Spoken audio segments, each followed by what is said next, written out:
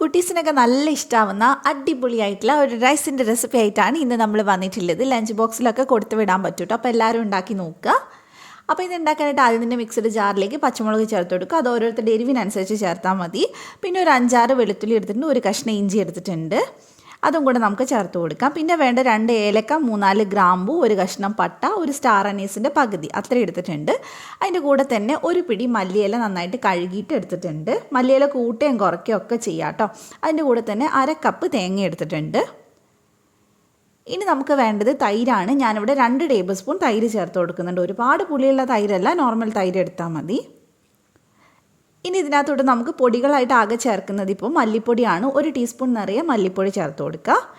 അതിൻ്റെ കൂടെ തന്നെ ഒരു 2 ടേബിൾ സ്പൂൺ വെള്ളവും കൂടി ഒഴിച്ചിട്ട് നമുക്കിത് നന്നായിട്ട് അരച്ചെടുക്കാം. ഒരുപാട് അങ്ങ് അരഞ്ഞ് കിട്ടേണ്ട ആവശ്യമില്ല, ഇതുപോലൊന്ന് ചെറുതായിട്ടൊന്ന് ചതഞ്ഞാലും മതി. അപ്പോൾ നമ്മുടെ മസാല ഇവിടെ റെഡി ആയിട്ടുണ്ട്. ഇതെന്ന് പറഞ്ഞാൽ മല്ലിയിലൊന്നും കഴിക്കാൻ ഇഷ്ടമില്ലാത്തവർക്കും എന്തായാലും ഇഷ്ടമാവട്ടെ, കാരണം അതിൻ്റെ കുത്തുന്ന ചൊവയൊന്നും ഇതിനുണ്ടാവില്ല.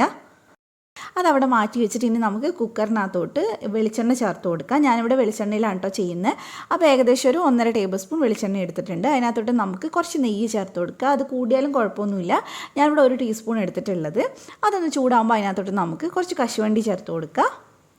നിങ്ങൾക്ക് നട്ട്സ് എന്ത് വേണമെങ്കിലും ചേർത്ത് കൊടുക്കാം. ഞാൻ ഇത് മാത്രമേ ചേർക്കുന്നുള്ളൂ. ഇനി ഇത് ചെറുതായിട്ടൊന്ന് നമുക്ക് ഫ്രൈ ആക്കി എടുക്കണം. അതിനുശേഷം നമുക്ക് ഇതിനകത്തോട്ട് സവാള ചേർത്ത് കൊടുക്കാം. ഞാനിവിടെ ഒരു മീഡിയം സൈസുള്ള സവാള നീളത്തിൽ കട്ട് ചെയ്ത് ചേർത്തിട്ടുണ്ട്. അത് ജസ്റ്റ് നമുക്കൊന്ന് മിക്സ് ചെയ്തെടുക്കാം. പിന്നെ നമ്മൾ ഇതിനകത്തോട്ട് ചേർത്ത് കൊടുക്കുന്നത് ഉരുളക്കിഴങ്ങാണ് കേട്ടോ. അപ്പോൾ ഉരുളക്കിഴങ്ങ് ചേർക്കുന്ന സമയത്ത് ഞാൻ കുറച്ച് വലിപ്പത്തിൽ കട്ട് ചെയ്തിട്ടാണ്, നീളത്തിൽ കുറച്ച് വലിപ്പത്തിൽ കട്ട് ചെയ്തിട്ടുണ്ട്. ഇത് ശരിക്കും കഴിക്കാൻ സുഖം ഉണ്ടാവുക ചെറുതായിട്ട് കട്ട് ചെയ്യുന്നതാണ്. അപ്പോൾ അത് ഓരോരുത്തരുടെ ഇഷ്ടത്തിനനുസരിച്ച് ചെയ്താൽ മതി. ഞാനൊരു ഫോട്ടോ എടുക്കുമ്പോൾ ഒരു ഭംഗിയിലിരിക്കാനൊക്കെ വേണ്ടിയിട്ട് ചെയ്തതാണ്. നമ്മൾ ചിലപ്പോൾ ഇങ്ങനെ വലുതായിട്ട് കട്ട് ചെയ്യുമ്പോൾ ഇഷ്ടമില്ലാത്ത കുട്ടീസൊക്കെ ഉണ്ടെങ്കിൽ അതെടുത്ത് മാറ്റാൻ ചാൻസ് ഉണ്ട്. അപ്പോൾ കുറച്ച് ഉപ്പ് ഞാൻ ചേർത്ത് കൊടുത്തിട്ടുണ്ട്. ഇനി നമുക്കിതൊരു 2-3 മിനിറ്റ് ഒന്ന് മിക്സ് ചെയ്തെടുക്കാം.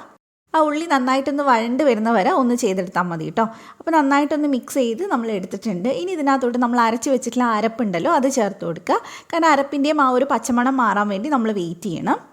അപ്പോൾ മുഴുവൻ ചേർത്തതിന് ശേഷം ഞാനിതിലേക്ക് ഒരു 1/4 ടീസ്പൂൺ മഞ്ഞൾപ്പൊടി ചേർത്ത് കൊടുക്കുന്നുണ്ട്. ഇനി നമുക്കിതെല്ലാം കൂടി നന്നായിട്ട് മിക്സ് ചെയ്തെടുക്കാം. നമ്മളിതിൽ എരിവിന് വേറെ ഒന്നും ചേർക്കുന്നില്ല. അപ്പോൾ ഞാനിവിടെ ഒരു പച്ചമുളക് ചേർത്തിട്ടുള്ളൂ. അത്യാവശ്യം എരിവുണ്ട്. അപ്പോൾ ഞാൻ കൂടുതൽ എരിവിലെടുക്കാത്ത മോനിക്ക് കൂടെ കൊടുക്കുന്നതുകൊണ്ടാണ് കേട്ടോ. അപ്പോൾ അതുപോലെ തന്നെ നമ്മളൊരു പഴുത്ത തക്കാളി ചേർത്ത് കൊടുത്തിട്ടുണ്ട്. നന്നായിട്ട് മിക്സ് ചെയ്തെടുക്കുക. ഇതിൻ്റെ ആ ഒരു പച്ചമുളകൊക്കെ മാറി നന്നായിട്ടൊന്ന് കുറച്ചൊന്ന് ഡ്രൈ ആയിട്ടുണ്ട് കേട്ടോ. ഈ ഒരു പരുവത്തിൽ മതി. ഇനി നമുക്കിതിനകത്തോട്ട് 1.5 കപ്പ് വെള്ളം ഒഴിച്ചു കൊടുക്കാം. നമ്മൾ 1 കപ്പ് ബസ്മതി അരിയാണ് എടുക്കുന്നത്. അതിന് 1.5 കപ്പ് വെള്ളമാണ് കേട്ടോ എടുത്തിട്ടുള്ളത്. ബസ്മതി അല്ല, സാധാ നെയ്ച്ചോറിൻ്റെ അരി ആയാലും കുഴപ്പമൊന്നുമില്ല. വെള്ളമൊക്കെ കറക്റ്റ് തന്നെ എടുത്താൽ മതി, 1.5 കപ്പ് തന്നെ. ഇനി നന്നായിട്ട് മിക്സ് ചെയ്ത് ഇതൊന്ന് തിളയ്ക്കാൻ വേണ്ടി വെയിറ്റ് ചെയ്യണം. അതിനകത്തോട്ട് പിന്നെ നമ്മൾ ആവശ്യത്തിനുള്ള ഉപ്പും കൂടെ ഒന്ന് ചേർത്ത് കൊടുക്കുക. ഉപ്പ് എപ്പോഴും വെള്ളത്തിൽ മുന്നിട്ട് നിൽക്കണം, എന്നാലേ ചോറിന് ഉപ്പ് ഉണ്ടാവുള്ളൂ. പിന്നെ നമ്മൾ ബസ്മതി അരി നന്നായിട്ട് കഴുകി 1/2 മണിക്കൂർ കുതിർത്തി അതിൻ്റെ വെള്ളം മുഴുവൻ പോകാൻ വേണ്ടിയിട്ട് ഒരു അരിപ്പയിൽ ഇട്ട് വെച്ചിട്ടുണ്ടായിരുന്നു. അപ്പോൾ ഇനി നമുക്ക് ഒട്ടും തന്നെ വെള്ളം ഇല്ലാത്ത രീതിയിൽ നമുക്കിതിൽ ചേർത്ത് കൊടുക്കാം. വെള്ളം തിളച്ച് തുടങ്ങിയിട്ട് വേണം കേട്ടോ ചേർത്ത് കൊടുക്കാനായിട്ട്. ഇനി നന്നായിട്ട് നമുക്കിതൊന്ന് മിക്സ് ചെയ്തെടുക്കാം.